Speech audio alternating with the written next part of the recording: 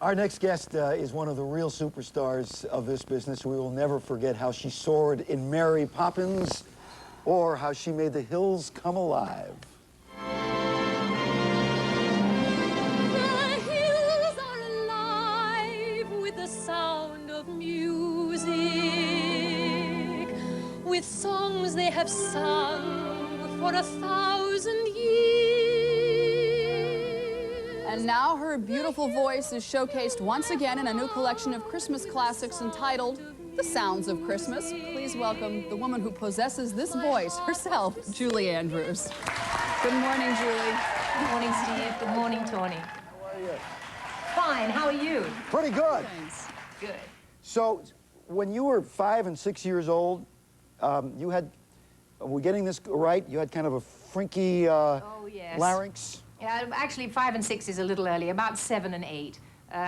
My parents discovered I had this adult larynx, and I became one of those awful child stars that you hear about, and toured around England a great deal, and finally was very fortunate to come to America. You were loud? I was loud, and I made terrible noises when I practiced, and my brothers hated me for it, and but I guess it paid off.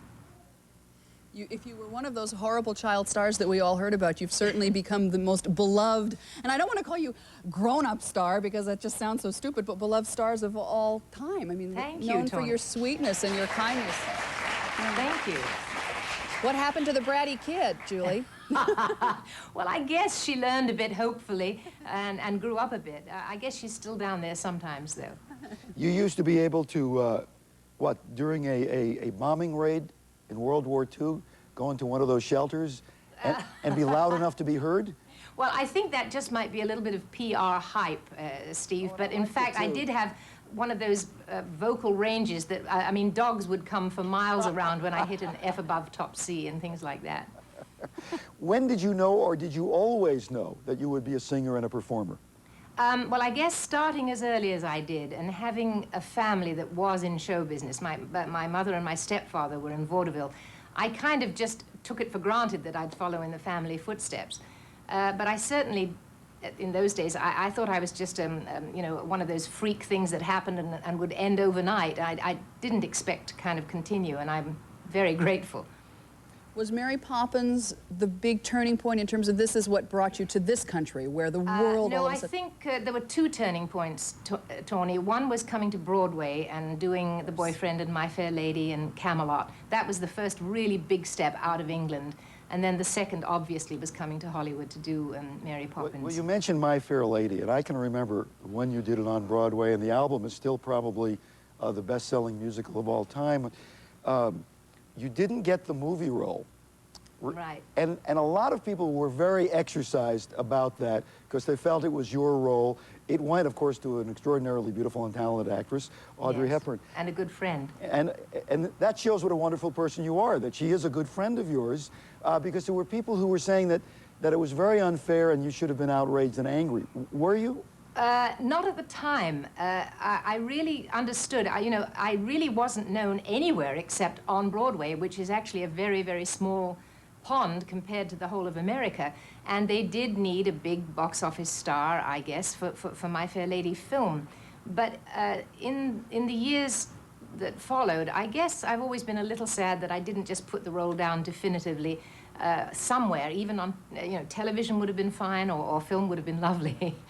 Gee, maybe we can do this. Steve, let's put our heads together. It's Julie. not too late, is it? I think it's a little late now, I don't Tony. know. You look about 7 months older than when you did it on Broadway. We might be able to do this. You're very kind, especially at this hour in the morning.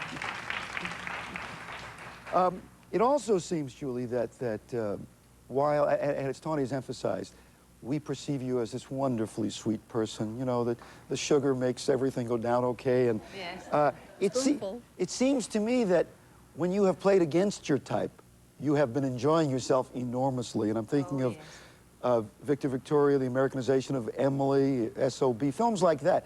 Am I correct in seeing that maybe you enjoy that even more? I do. It's always nice to kind of poke fun at yourself a little bit, and I'm kind of well aware of my image, and I don't knock it, but it's fun to kind of just tease it a little bit. But you know, talking about your image, this is the season for Christmas and for thinking about family and whatever, and in reading a little bit about your family, you love to have these big family Christmases with their aunts, uncles, cousins, kids, this hanging from chandeliers, whatever it is.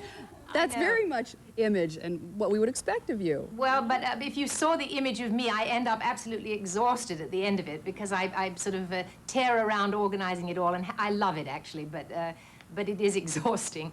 It's the one time in the year when Blake and I try to bring both our families together, and everybody seems to enjoy it, and it's worth the doing, believe me. Do you get up and sing Christmas songs?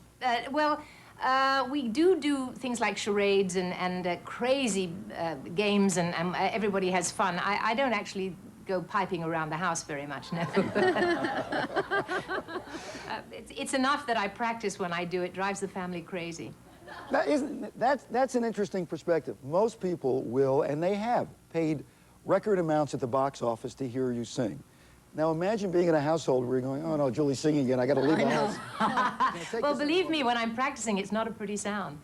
Is it this kind of ooh, ah, oh Exactly. stuff? Lots of technique and lots of repetition, and it bores everybody to death, and they just get out of the house if they can. Or I do. We especially love you in our family. We feel very related to you because your name is Julie Edwards. Of course. And my daughter's name is Julie Edwards, and she says she's going to be just like you. But aren't you my cousin anyway, Steve? Yes, I yes. always thought that. Very, very, very definitely. We were talking about Christmas songs here. You have out a new album, CD, tape, whatever you call it now, called The Sounds of Christmas. What can we hear on this? Well, you can hear some new Christmas music, actually, because the Hallmark company that put the album out asked if I would be interested in doing songs from around the world. And I was thrilled when they asked me because it enabled me to find new material. And although there are some standards, as I think I can hear you playing right now, a lot of the songs are lovely and new. Not new today, but new for me to sing.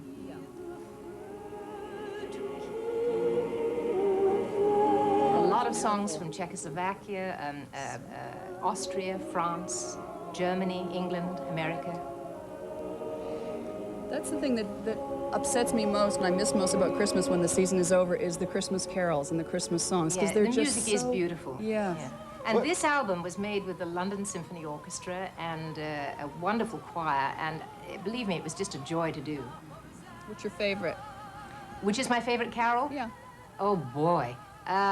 It depends on my mood, I guess. I think usually one where you get a chance to just sing as loud as possible and the orchestra's behind you and you've got voices behind you and something a little bit like I hear you playing right now. All right, honest answer. Are you the voice of Milli Vanilli? Boy, you guessed, huh? Okay, this call, by the way, we want to mention that Julie does all her own singing on this. It's important to say. Yeah. It is the sounds of Christmas, and thank you for visiting with us. And Thanks. we'd like to visit with you again. Merry Okay, Christmas. Steve. Happy Christmas to you both and to everybody. Bye. Julie Andrews. We'll be back with Deborah Raffin in the AM Los Angeles kitchen.